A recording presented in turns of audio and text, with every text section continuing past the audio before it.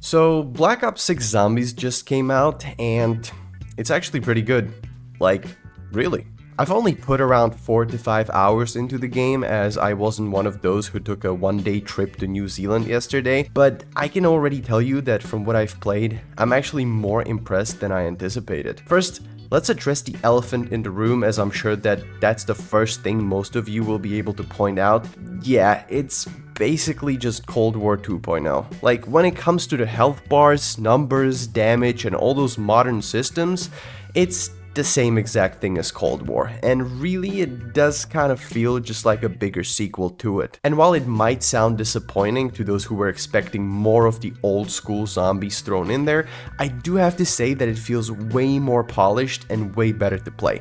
And trust me, you'll feel that almost right from the get-go. Now, I'm not saying that Black Ops 6 is absolutely revolutionary, but compared to what we got in the recent few years, you can definitely feel the difference in polish. Also, there's been quite the talk about the game's HUD before release, and listen, I'm not the biggest fan of what the HUD looks like in Zombies, especially now that we know Campaign has its own, way cooler looking HUD in my opinion, but thankfully there's a classic preset that for the most part addresses the biggest concerns and in my opinion makes the game look way better. I also went out of my way to adjust this preset by removing zombie health and damage numbers, and I must say it does look pretty damn clean. So if you care about this stuff, I really highly recommend you take that extra minute or two out of your time to readjust your HUD, because it truly does make a difference. Otherwise, gunplay, for example, feels really nice. Every weapon feels like it's got that oomph, like you really feel the impact when hitting zombies.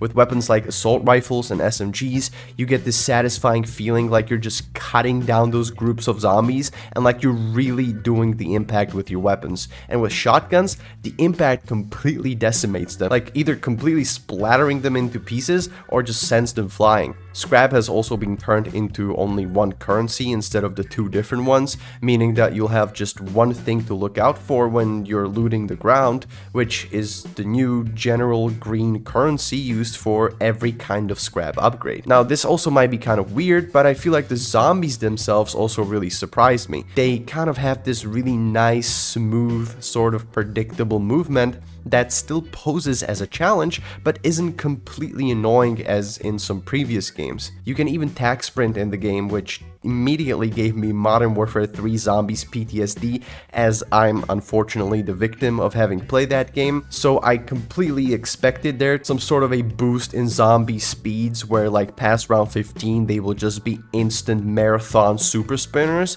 but actually it is not like that at all. Even normal sprinting can outrun zombies, and tag sprint is more of that kind of get me out of here boost to help you run out of a sticky situation. Armor is also back, of course, but now is obtained through point wall buys instead of having to invest scrap into them, which I honestly prefer to Cold War, as I don't feel as bad by dumping all of my scrap into guns now, which just kind of feels more comfortable. The only problem with this is that now, instead of scrap, you'll be having issues with points, as you'll already be saving a shitload of points for Pack-a-Punch, which is like, what, like 50,000 points in total for a single weapon to Pack-a-Punch 3, so having to invest an extra 14,000 points or so into just armor, it's just kind of ridiculous at this point, especially with this new, way slower point system, and we're not even talking about the way that past round 25, the difficulty spike of zombies really does get to have its own turn. And even Gobblegums have returned, as already most of you might probably know. Although I do have to say that the way they work and the way you obtain them is still kind of a big question mark for me, and probably just needs more time of me playing it before I even have anything to say about them. The one thing that I can say for certain is that it feels really weird not having a single unlimited use Gobblegum. Like, you know how in Black Ops 3 you had Anywhere But Here and In Plain Sight, for example, that you could pop every single time you used your Gobblegum machine. Even stuff like Stock Option and Arsenal Accelerator, which used to be completely base kit unlimited amount in games like Black Ops 4, now need to be farmed and do run out of stock, which means you'll definitely be spending less time just standing by the Gobblegum machine, which I guess to a certain point is a positive thing, as every Gobblegum can actually run out, which in my opinion, is kind of a game changer.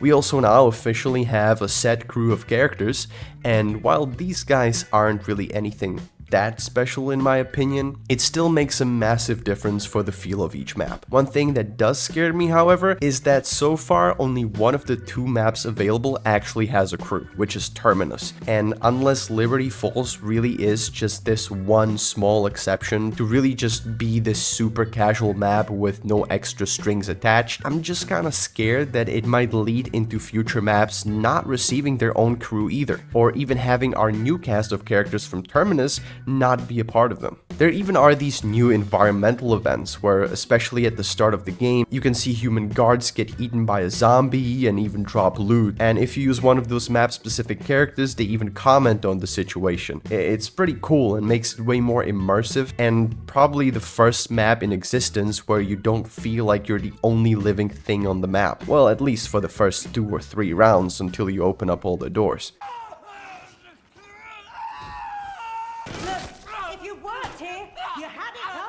The new challenge machine also really surprised me. There's definitely way cooler stuff for you to do than your average don't get hit by a zombie for 2 minutes kind of challenges. This time they really vary and they are way more kill oriented and way more fun. One of my challenges, for example, gave me a temporary PhD flopper which I didn't even have myself, and had me get 30 kills with just my PhD explosions by yeeting myself off of stairs in Liberty Falls. It was honestly really cool, and I really love this redesign. And one more thing I want to mention is the augments and mastery camos. While researching augments does feel like it will take some time and some grinding, mastery camos seem to have been way more simplified, in the best way imaginable, I think. First, you don't have to level up your weapons in order to start earning camos, which thank God, because if Cold War didn't force you to level up your weapons, probably like 90% of that game's grind for mastery camos would be completely gone. And the challenges themselves are just simple headshot challenges. I believe most of the weapons just have you do around like 2,000 headshots, and then each gun has like 2 special camo challenges, something along the lines of get 300 kills with cryo freeze or get 200 kills with dead wire. But once that's done, you're already at gold. It's actually pretty neat and cuts out all the unnecessary grind as well as some of the very overtly specific challenges that really had no reason to be a part of that kind of grind in the first place. I think if I could summarize the feel of Black Ops 6 Zombies, it's really just like a more polished sequel to Cold War. But trust me when I say it really plays way better than it looks. I personally had pretty low expectations as soon as I saw the Liberty Falls gameplay from the early content creator event, as the return of all the kind of Warzone-ified mechanics and systems just kind of sucked the soul out of it for me. And let's be honest, it's not like the gameplay looked any better from the visual point of view either, but when I got my hands on it, sure, the quote-unquote aura of Liberty Falls still leaves much to be desired, at least until the Easter eggs get unlocked, but it genuinely feels way better when you play it. But okay, how are the maps themselves? Are they any good? Well, without a doubt, Terminus is definitely the more positively received map, so let's start with that one. And yeah, it's actually pretty nice. If you've ever played something like Zetsubo no Shima, it's almost similar, or the exact same. It's this kind of isolated island in the middle of nowhere, and the atmosphere is for the most part a combination of an old prison/science lab and this kind of tropical jungle-esque area. Compared to the cinematic trailer we got a few months ago, I'd say that the vibe and the atmosphere of Terminus is about the same in gameplay as it is in the cutscene. It's dark, stormy, and the zombies outbreak does feel very recent. Which is funny, because I'd argue that Terminus feels like it portrays the recency of the outbreak way better than Liberty Falls does, as in Terminus, every time you open a door, you see a few of the island guards actually struggle to fight the zombie before they inevitably die, and you can even hear some of the characters mention the recency of the outbreak every once in a while, which really paints this cool picture that whatever happened with zombies happened just as you got freed out of your cell. But in Liberty Falls, which is a map that the devs have stated multiple times in their newspaper articles that is in fact a part of a very recent zombies outbreak, there's kind of just nothing or no one, like not a soul. And apparently there's supposed to be people barricaded inside buildings or some who have barely evacuated, and yet it feels like a ghost town. Anyway, Terminus. It feels nice, and as the aura tog goes in the community, I'd say this one definitely has one. Is it anything like special or overtly memorable? I don't think so. In very simple terms, it's yet another military compound, science lab kind of place. But I do have to say that the aura really begins to shine when you take the boat out of the main facility and take a tour around the little islands scattered around the map. Sure, there might not be as much to do there for you as in the main facility, but the atmosphere is damn good in there, like way better in the facility in my opinion. Oh yeah, and the Kraken tentacles are actually so goddamn cool. The map layout is also pretty cool. At first I thought that the map would just be kind of overtly big and be a nuisance to traverse, but it's way better than I anticipated. It's actually pretty vertical, and there's different elevators and zip lines to take you around the place once you do turn on the power, so that's cool. At the time of making this video, we still don't have the Easter eggs unlocked, so I can't tell you much more about this if the aura changes throughout the Easter egg or something, but I think this is still a very solid map as it is, and definitely a step up from D Machine. As for Liberty Falls, well, it's Liberty Falls. I mean, what you saw in the gameplay videos is exactly what you'll get. You have a Pack-a-Punch that has no steps to unlock, you have a few doors to open, 1 or 2 zip lines, and that's about it. I don't know if enabling the Easter egg does unlock something completely game-changing for Liberty Falls, or at least visually, but I don't think it will, as you can really tell that this map was meant to be the absolute casual map. But I don't mind it, at least not as much as I thought I would.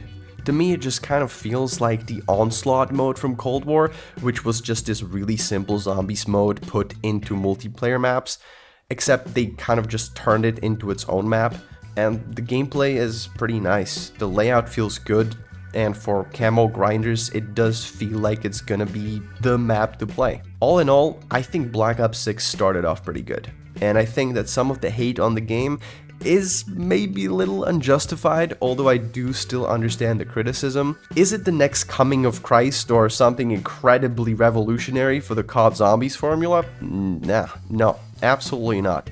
It's still just kind of a better version of Cold War, but I also cannot lie and pretend like it's not fun to play for me. If I were to say my piece, I'd say give it a try. And if you're unsure about buying it so far, which I completely understand for how much it costs, try the Game Pass, for example, which is like, I don't know, $8 a month for the first time you do it, and see if you like it. And if you cannot do that, then maybe watch a few more gameplay videos, see how the Easter eggs turn out to be, and maybe buy it when the third map comes out, which is supposed to be sometime in December this year. So, yeah. Let me know what you think about Black Ops 6 Zombies so far, and I hope to see you later. Alright, peace.